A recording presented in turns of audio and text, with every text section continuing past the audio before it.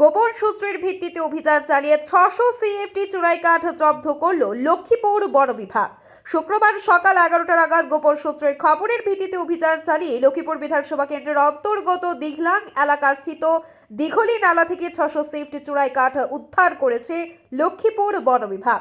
সংবাদ মাধ্যমের সঙ্গে কথা বলতে গিয়ে রেঞ্জ অফিসার রুবেল রংফোর জানান, কাছাড় ডিমা হাসাও সীমান্ত থেকে বৃহৎ পরিমাণের চোরাই কাঠ কাছাড়ে নিয়ে আসা হয়েছে।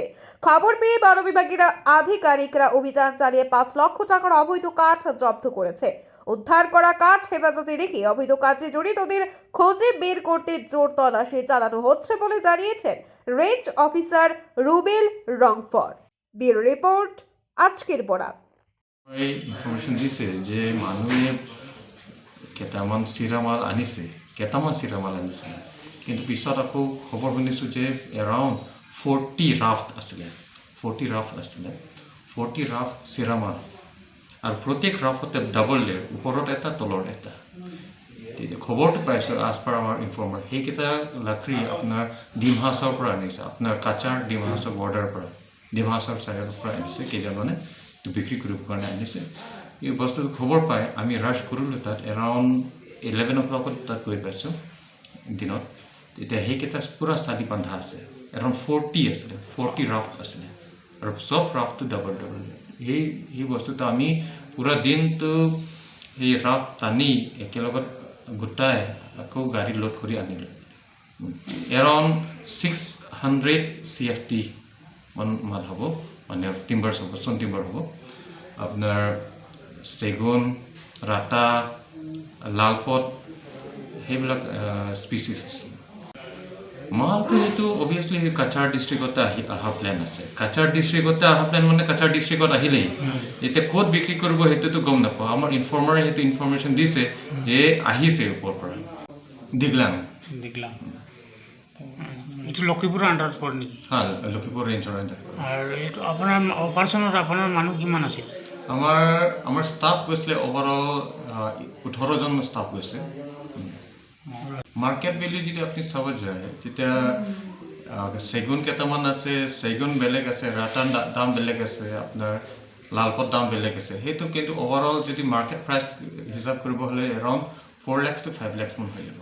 দিঘলি নালা যোনটো আছে সেই দিঘলি নালাতে আছে।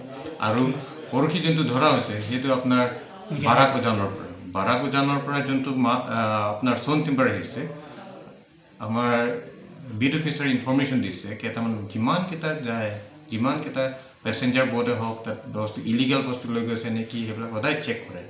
তেতিয়া সেই চেক কৰোঁতে ষ্টপ কৰা নাই, সম্ভৱ কিবা বেয়া বস্তু আছে বুলি আমি সন্দেহ কৰিছোঁ, আমাক ইনফৰ্মেশ্যন দিছে। আমি সেই মুহূৰ্তত মানে এৰাউণ্ড 9 o'clock ৰাতি ইয়াৰ পৰা এটা আমাৰ নিজৰ ডিপাৰ্টমেণ্টৰ বোট আছে, সেই বোট লৈ গৈছোঁ। আমি এই বোট আমাৰ বোট দেখি টৰ্চ মাৰি থকা দেখি ড্ৰাইভাৰ বা মানুহকেইটাটো পলাই দিছে সম্ভৱ। এই মানে দিলকুচ ঘাট ওপৰত এই ৰখা আছে, দিলকুচ ঘাটৰ ওপৰত এই বোটকেইটা ৰখা আছিলে। আমি তেতিয়া বোটকেইটা লৈ আনিলোঁ, ইয়াত চিজ কৰি ৰাখি দিছোঁ। অভিযান মানে আমাৰ যদি ইনফৰ্মেশ্যন পায় তেনেকুৱাটো চলি থাকিব। সেইটো আমি ইলিগেলিটিজ পূৰা যিমানটো হয় পূৰা কণ্ট্ৰল কৰিব কাৰণে ট্ৰাই কৰিছোঁ। যোনে সেই মাফিয়াত যোনটো চলাই আছে, ইমান যোনটো লাকড়ি আনি আছে, ইয়াত এটা গভৰ্ণমেণ্টৰ এটা ছিষ্টেম আছে।